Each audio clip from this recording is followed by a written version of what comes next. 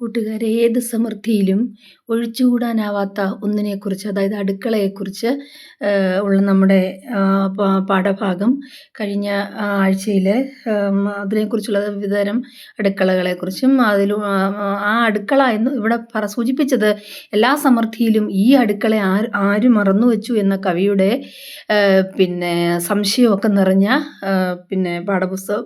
പാഠഭാഗമായിരുന്നു നമ്മൾ കൈകാര്യം ചെയ്തുകൊണ്ടിരുന്നത്.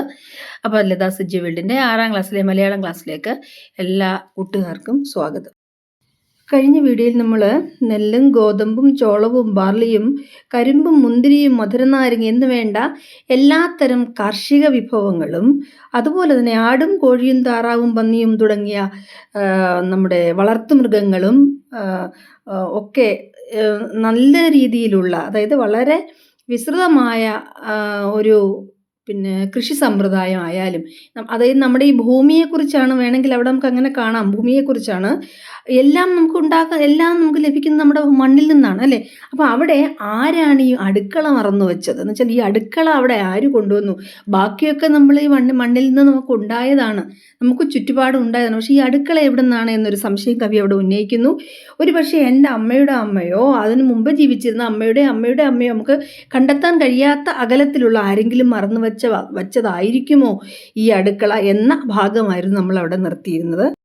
ഇനി ആ അടുക്കളയിൽ എന്തൊക്കെ ജോലികളാണ് നടന്നുകൊണ്ടിരിക്കുന്നത് എന്നുള്ളതാണ് നമ്മുടെ കവിതയുടെ അടുത്ത ഭാഗം. ഇവിടെ എപ്പോഴും ഒരാൾ കറിക്ക് നുറുക്കിക്കൊണ്ടിരിക്കുന്നു, മീൻ നന്നാക്കിക്കൊണ്ടിരിക്കുന്നു, ഇറച്ചി വെട്ടിക്കൊണ്ടിരിക്കുന്നു, അരിയോ ഗോതമ്പോ ആട്ടിക്കൊണ്ടിരിക്കുന്നു, മല്ലിയോ മുളകോ അരച്ചുകൊണ്ടിരിക്കുന്നു. അപ്പോൾ എന്തൊക്കെയാണ് അടുക്കളയിൽ ഇവിടെ നമ്മുടെ ഈ കവിതയിൽ പറഞ്ഞിരിക്കുന്ന ജോലികൾ? കറിക്ക് നുറുക്കുക, മീൻ നന്നാക്കുക, ഇറച്ചി വെട്ടുക, അതല്ലെങ്കിൽ ഇറച്ചി നുറുക്കുക, അരിയോ ഗോതമ്പോ ഒക്കെ ആട്ടിക്കൊണ്ടേയിരിക്കുക, പലഹാരങ്ങൾ ഉണ്ടാക്കാൻ ആട്ടിക്കൊണ്ടേയിരിക്കുന്നു, മുളകോ മല്ലിയോ ഒക്കെ അരച്ചുകൊണ്ടിരിക്കുന്നു. എപ്പോഴും ജോലികളാണ്, അല്ലേ? എപ്പോഴും ആ അടുക്കള വർക്കിംഗ് ആണ്, സജീവമാണ് അടുക്കള. അതുപോലെ തന്നെ അടുപ്പുകൾ എപ്പോഴും ഇങ്ങനെ പുകഞ്ഞുകൊണ്ടേയിരിക്കുന്നു. തീ എരിഞ്ഞ നല്ല കളറുള്ള ചൂടോടെ തീയോടെ എരിഞ്ഞുകൊണ്ടേയിരിക്കുന്നു. അതിൻ്റെ മുകളിൽ ഓരോരോ സാധനങ്ങളായിട്ട് ഇങ്ങനെ പാചകം ചെയ്തുകൊണ്ടേയിരിക്കുന്നു.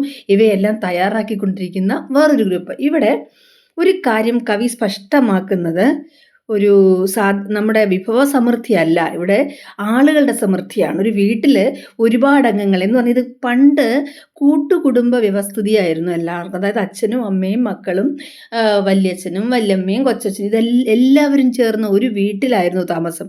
ആ വീട്ടിൽ ഒരുപാട് അംഗങ്ങൾ ഉണ്ടാകുമ്പം ഒരുപാട് ജോലികളുണ്ടാകും. ആ അംഗങ്ങളെല്ലാം ചേർന്ന് ഒരുപാട് കൃഷി, ഇതുപോലെയുള്ള കന്നുകാലി വളർത്തലൊക്കെ വളരെ ഇന്നും അങ്ങനെയുള്ള വീടുകളുണ്ട്, കേരളത്തിലായാലും കേരളത്തിന് പുറത്തായാലും. അപ്പോൾ അവിടെ ആ ഒരു ഒത്തൊരുമയുടെ ഒരു കാര്യം ഇവിടെ സൂചിപ്പിക്കുന്നു. വേണമെങ്കിൽ നമുക്ക് അങ്ങനെ സംശയിക്കാം.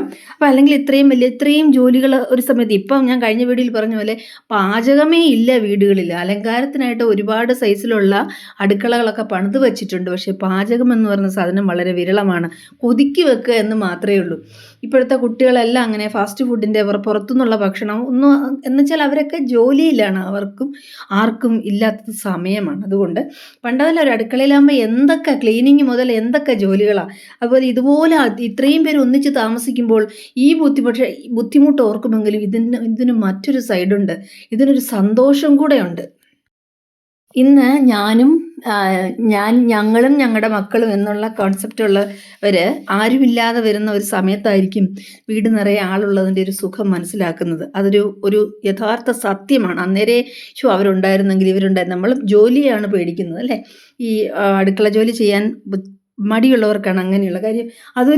നമ്മുടെ ഒരു ജോലിയായിട്ട്, അല്ലെങ്കിൽ നല്ലൊരു ഗെയിമായിട്ടൊന്ന് എടുത്തു നോക്കി അടുക്കള ജോലി. അതിനകത്തൊരു കലയുണ്ടെന്ന് പറഞ്ഞേക്കാം, ഒരു താല്പര്യം വേണം അതിനൊക്കെ. നമ്മൾ അതിലോട്ടൊക്കെ പോയാൽ ഒരുപാട് പറഞ്ഞു പോകും. അപ്പോൾ ഇവിടെ ഒരാൾ കറിക്ക് നുറുക്കിക്കൊണ്ടിരിക്കും, ഒരാൾ ഇതെല്ലാം ഒരേ സമയത്ത് ചെയ്ത 1 by 1 ആയിട്ട് ചെയ്ത അമ്മമാരുണ്ട്. നമ്മുടെ അമ്മമാരൊക്കെ അങ്ങനെ ജോലി ചെയ്തവരാണ്. എല്ലാ കാര്യങ്ങളും അടുക്കോടെ ചെയ്ത ചിട്ട, അതാണ് നമുക്ക് വേണ്ടത്. ചിട്ടയോടെ ചെയ്ത് കഴിഞ്ഞാൽ എല്ലാം സമയബന്ധിതമായിട്ട് നമുക്ക് ചെയ്തു തീർക്കാൻ പറ്റുന്നതാണ്. അപ്പോൾ ഇത്രയും കാര്യങ്ങൾ ഒരു അടുക്കളയിൽ ചെയ്ത് പോയിക്കൊണ്ടിരിക്കുന്ന ഒന്നാണ്. ഒന്നാമത് അവിടെ കാണിക്കുന്നത് സമൃദ്ധി, വീടിൻ്റെ സാമ്പത്തികമായ ഭദ്രത. പിന്നൊന്ന് കാണിക്കുന്നത് ഒത്തൊരുമ, അല്ലേ? കൂട്ടുകുടുംബ വ്യവസ്ഥിതി.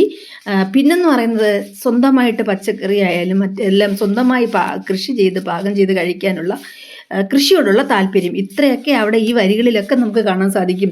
ഇഞ്ചിയോ പുതിനയോ ചതച്ചുകൊണ്ടിരിക്കുന്നു. ചിലർ അടുപ്പത്ത് തിളയ്ക്കുന്നതിൽ നിന്നും കുറച്ചെടുത്ത് എരിവും പുളിവും ഉപ്പും മധുരവും പാകം നോക്കിക്കൊണ്ടിരിക്കുന്നു.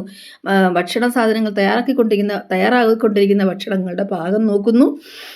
എന്നിട്ട് പോയിട്ട് കൈ കഴുകുന്നു എന്ന് വേണ്ട, അടുക്കള സർവ്വസജീവമാണ് എപ്പോഴും. കൂട്ടുകാരെ, ഈ അടുക്കളയുടെ ബാക്കി ഭാഗവുമായി അടുത്ത വീഡിയോയിൽ കാണാം. അപ്പം വീഡിയോ സ്കിപ്പ് ചെയ്യാതെ കാണുക, ലൈക്കും ഷെയറും സബ്സ്ക്രൈബും ഒക്കെ ചെയ്യുക. Okay, thank you.